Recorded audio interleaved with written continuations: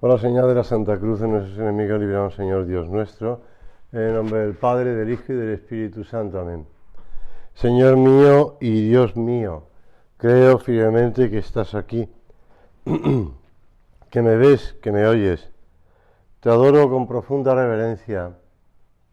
Te pido perdón de mis pecados y gracia para hacer con fruto este rato de oración. Madre mía Inmaculada, San José, mi Padre y Señor, Ángel de mi guarda, interceded por mí.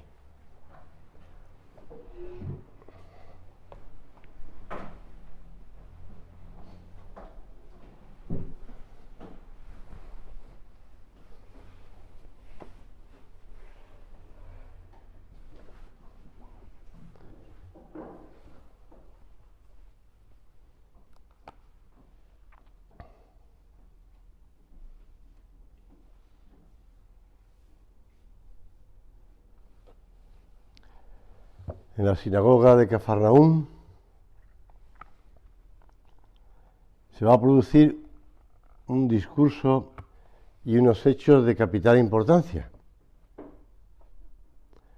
Jesús ha predicado con profundidad y abundancia, le ha seguido mucha gente de variadas procedencias, ha realizado multitud de milagros con un claro contenido, especialmente la multiplicación de los panes y de los peces, y el mensaje estaba lo suficientemente claro para tener fe en él. Pero los hechos muestran que, salvo un pequeño grupo que cree sin condiciones, se da una gran variedad de respuestas. Unos, la mayoría, quieren hacerle rey. Le quieren mucho, pero no le comprenden. Quieren un reinado material, con un contenido religioso, pero como siempre los israelitas mezclaban las dos cosas. Les mueven esos intereses inmediatos, ya. Ocurre como en la primera tentación del desierto. Les mueven esos planteamientos de dominar el mundo. Por otra parte está otro grupo que son los que se oponen a Jesús, y aunque vean los milagros, no creen. No tienen fe, buscarán todos los razonamientos posibles para rechazarle. E incluso cuando resucita a Lázaro, deciden que también hay que matar a Lázaro. No quieren saber nada de él y su enseñanza de ese amor total a Dios y a los demás no lo entienden. Y en ese contexto, después de la vuelta de Tiro y Sidón y de la Decápolis, Jesús vuelve a Cafarnaúm, acude a la sinagoga y allí le va siguiendo la gente. Y Jesús comienza pues reprochándoles su falta de fe y su falta de rectitud de intención. En verdad os digo que vosotros me buscáis no por haber visto los milagros, sino porque habéis comido los panes y os habéis saciado. Obrad no por el alimento que perece, sino por el que perdura hasta la vida eterna. El que os dará el Hijo del Hombre, pues a éste lo confirmó Dios Padre con su sello. Los que le escuchan aceptan esa suave reprensión pues con mansedumbre, vamos a decirlo así, porque ellos van a lo importante. Y si este rey, futuro rey, les quiere reprimir, les quiere echar una bronca, pues no pasa nada, ya llegaremos a lo importante. Pero ellos le preguntan, ¿qué haremos para realizar las obras de Dios? Y entonces ya Jesús da el paso siguiente, que es el que va a suponer un gran rechazo por parte de los que no tienen fe. Esta es la obra de Dios, que creáis en quien Él ha enviado. La fe. La fe. Hoy celebramos la solemnidad del Corpus Domini, o del Corpus Sanguinis Christi. y muy unido, como vamos a ver además ahora, en la continuación del Evangelio, muy unido a la Eucaristía, está la fe en Jesucristo.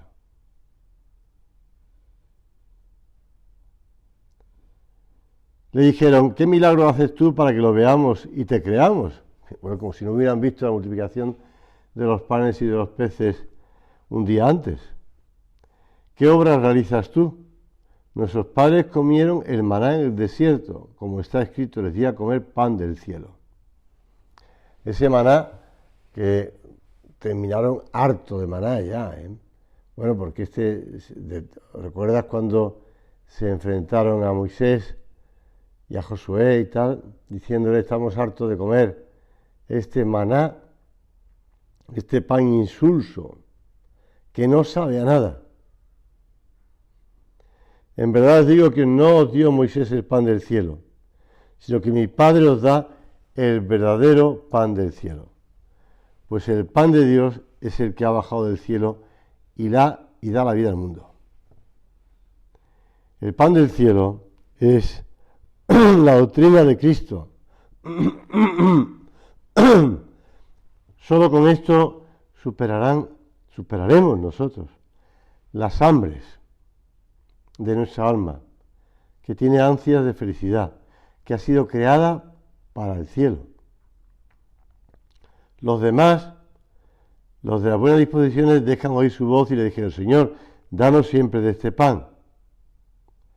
Pero otros le discuten. La insistencia de Jesús en la realidad del misterio de su cuerpo y de su sangre, verdadero alimento y bebida, alimento del alma, del hombre, remedio de nuestra flaqueza, que nos sostiene en la lucha. Les repetimos también nosotros, como le dijeron estos hombres que tenían fe, pero poquita. Señor, danos siempre de este pan. Yo soy el pan de vida, el que viene a mí no tendrá hambre, y el que cree en mí no tendrá nunca sed. ¿Ves cómo la Eucaristía está unida a la virtud de la fe? No pueden creer en Jesús, que es un hombre como ellos, y además no es de ninguna de las escuelas del momento, de los, por ejemplo, San Pablo, Gamaliel u otros. Bueno, ¿tú quién eres? Pues si tú eres, perdóname la expresión, tú eres un pueblerino de Nazaret, un Galileo, un pueblerino. ¿Qué currículum tienes tú?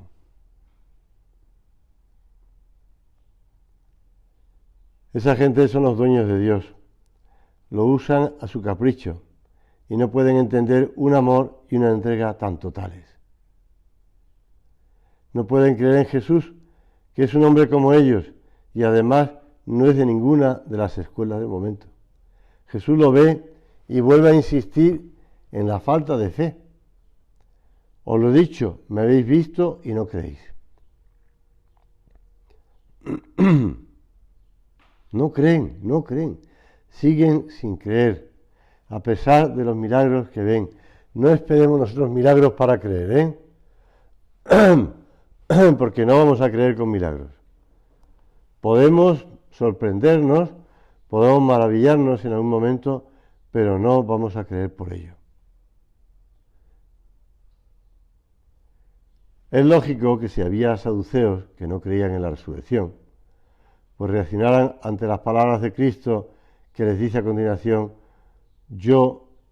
que todo el que vea al Hijo y cree en Él tenga vida eterna y yo lo resucitaré en el último día, que se pusieran de uñas, como San Pablo sabía cuando se enfrentó a los fariseos y a los saduceos en el Sanedrín.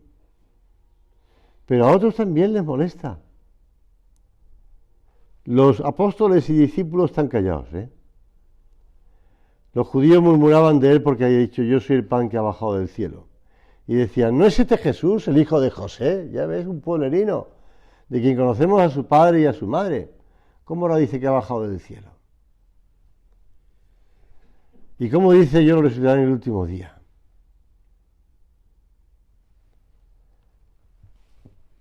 En la Presbyterorum Ordinis,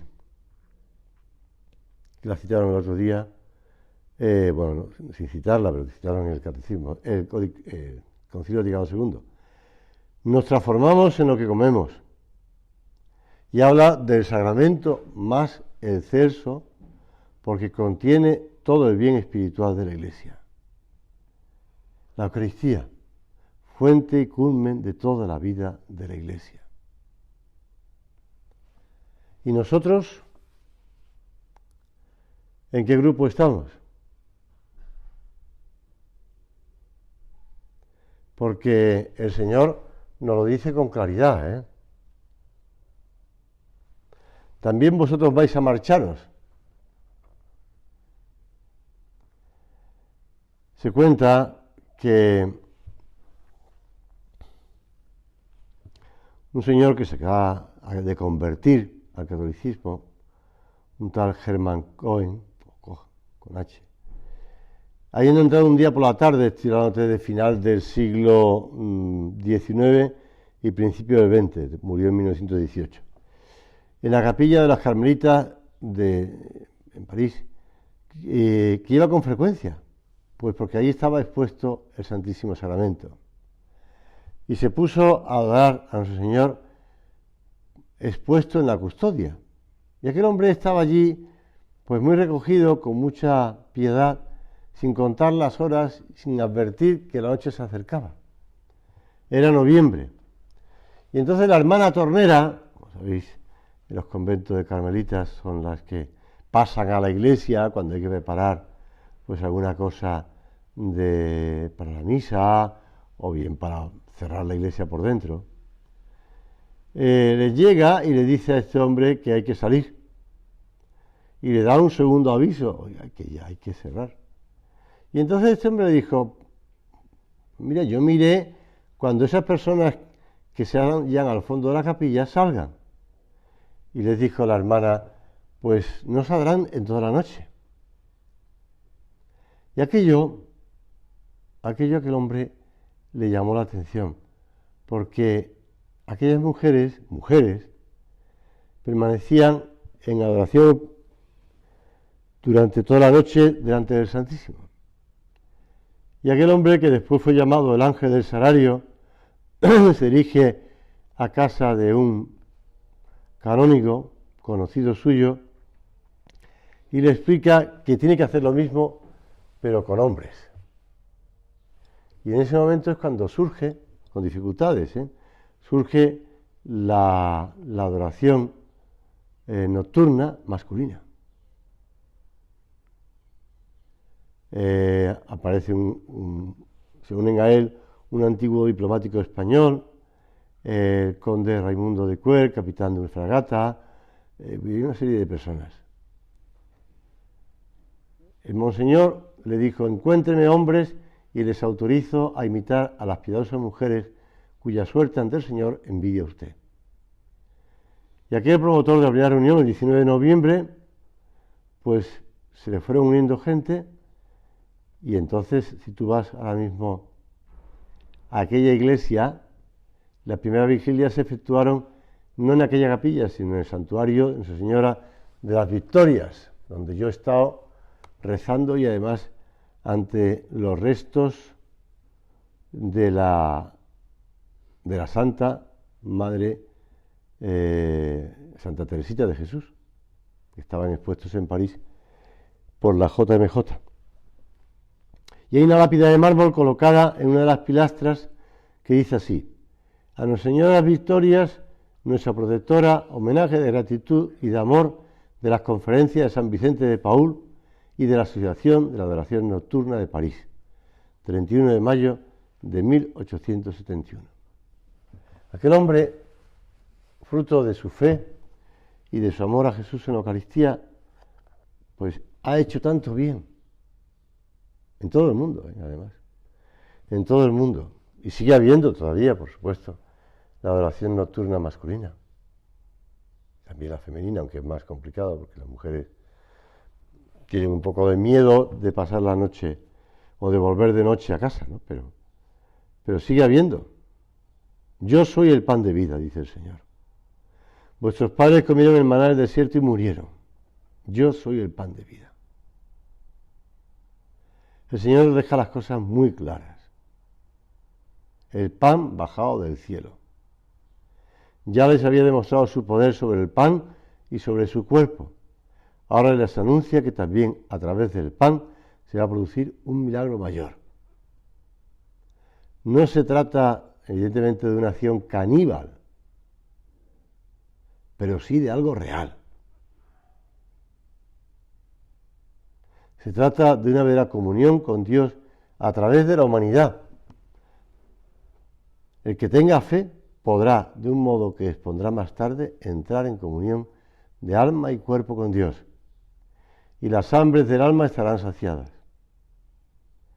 La gran aspiración de la comunión con Dios que tenemos todos, por eso la Eucaristía es prenda de la vida eterna.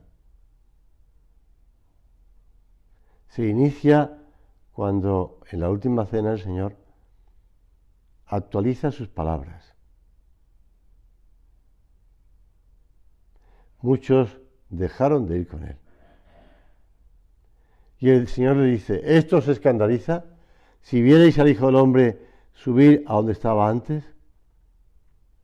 De hecho, a mí siempre me llama la atención que San Pablo hable de que vieron subir al Señor 450 personas. Tú dirás, ¿por qué me asombra? Porque me parece mucha gente. A mí me parece mucha gente. Todavía no se ha producido la venida de Pentecostés, con lo cual, pues, no ha habido grandes conversiones. Pero ha habido 450 personas, y es un dato. Estos datos, evidentemente, pues cuando tú lees el Evangelio, tienes datos, ¿no? Y te los puedes creer o no creer. Igual que me puedo creer que Juan Sebastián Elcano dio la vuelta al mundo, el primero que dio la vuelta al mundo. ¿Me lo puedo creer o no me lo puedo creer? Pero bueno, hay bastantes testimonios de gente, por lo menos de los 15 que iban con él, ¿no? En la nao Victoria. Pero yo no estaba allí. Tampoco en el Evangelio estaba yo viendo a Jesús subir a los cielos, pero lo dicen los que estaban allí. Y esto es sorprendente, que a pesar de que muchos se fueron, hubo gente que después siguió, volvieron. También nosotros volvemos, ¿eh?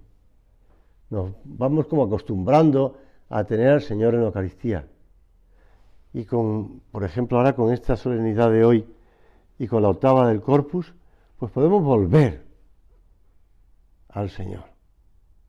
Podemos volver a tratarle con más cercanía. Podemos volver a tener esa finalidad de la fe, aceptar que ese Jesús es Dios de Dios, luz de luz, Dios verdadero de Dios verdadero. Pero para creer deben aceptar el testimonio del Padre, que les habla desde dentro, por la virtud de la fe, por la gracia. El Espíritu es el que da vida, dice el Señor. La carne de nada sirve. Las palabras que os he hablado son espíritu y son vida. De eso se trata, de vivir según el Espíritu, de ser verdaderamente espirituales. Y entonces se entienden las cosas del amor. Si se vive inmerso en las cosas de la tierra, se entiende poco o nada.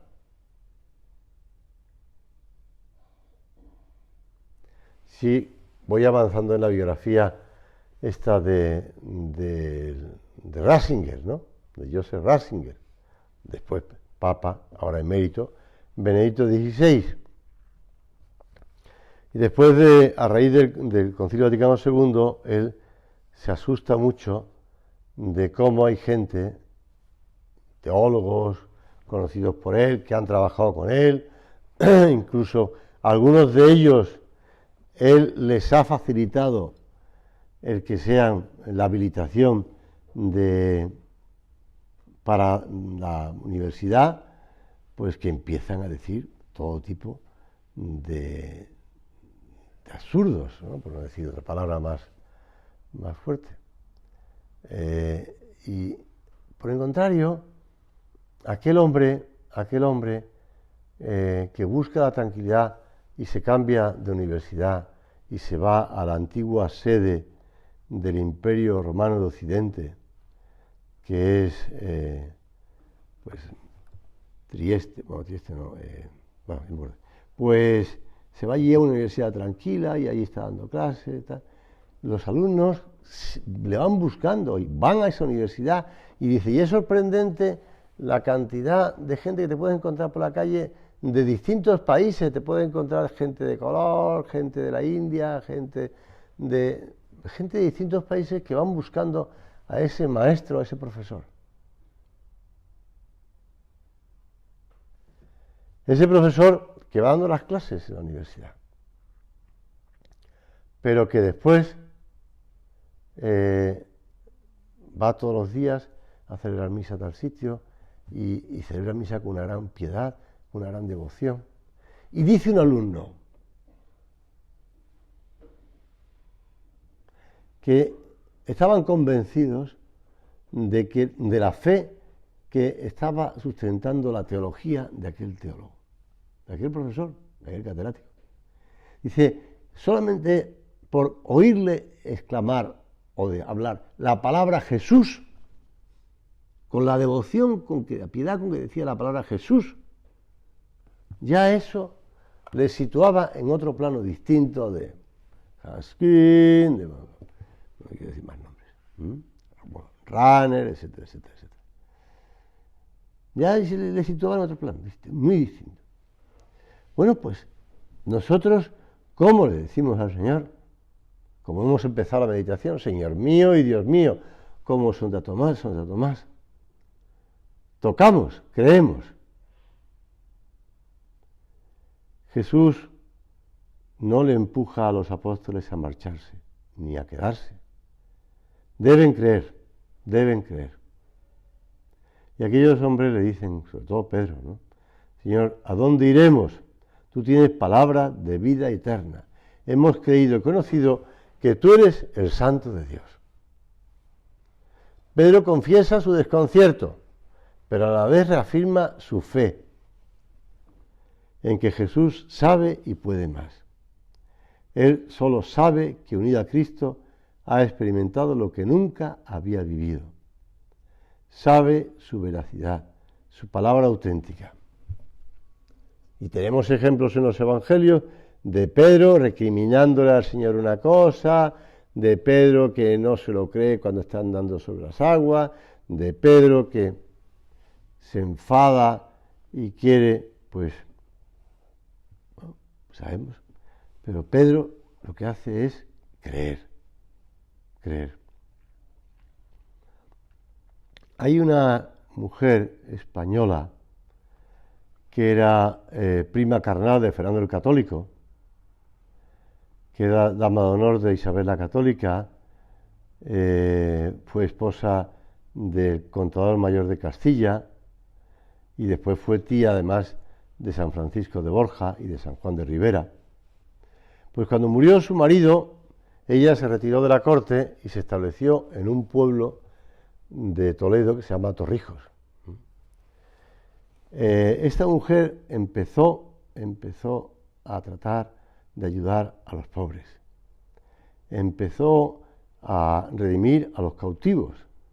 Sabéis que entonces, por ejemplo, la Orden de la Merced, la redención del cautivo sobre todo en las guerras estas que había en el Mediterráneo contra los moros y tal, pues contra el turco, fundó 2 hospitales, fundó un colegio de huérfanos, fundó 8 capellanías para asistir a condenados y presos, fundó 9 conventos para religiosos y religiosas, fundó una colegiata para 24 jóvenes clérigos, dio limosnas para los santos lugares. Pero esta mujer, por todo esto, no le pusieron nombre. El nombre se lo puso el Papa, además Julio II, Se lo puso el Papa Julio II, que le puso el nombre de la loca del Sacramento.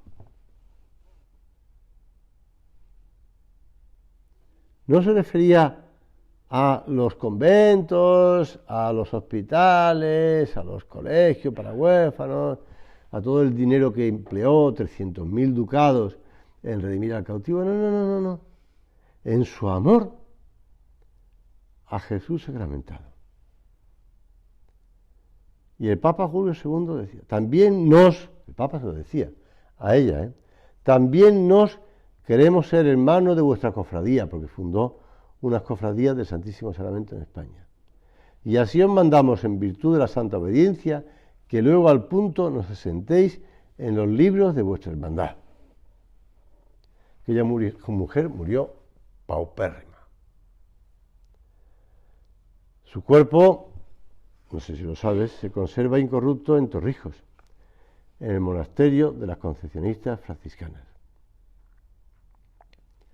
Bueno, a lo largo de la historia de la Iglesia ha habido mucha gente, me venido enseguida a la cabeza, este obispo, don Manuel González, al que San José María trató mucho además, y que además pues contaba con frecuencia, lo recoge incluso en camino, algunas anécdotas suyas o algunas frases suyas.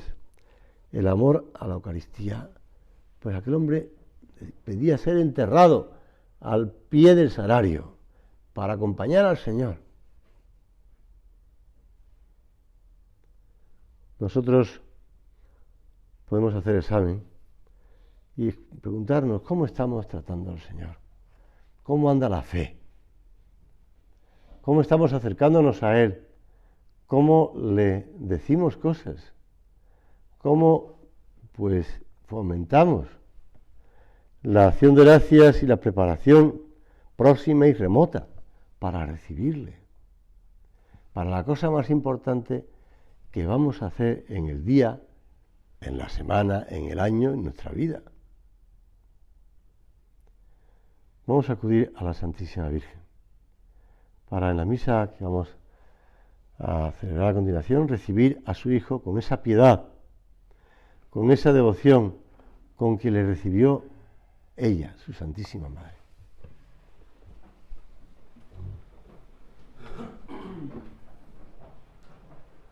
Te doy gracias, Dios mío, por los buenos propósitos, afectos e inspiraciones que me has comunicado en esta meditación. Te pido ayuda para ponerlos por obra. Madre mía Inmaculada, San José, mi Padre y Señor, Ángel de mi guarda, interceded por mí.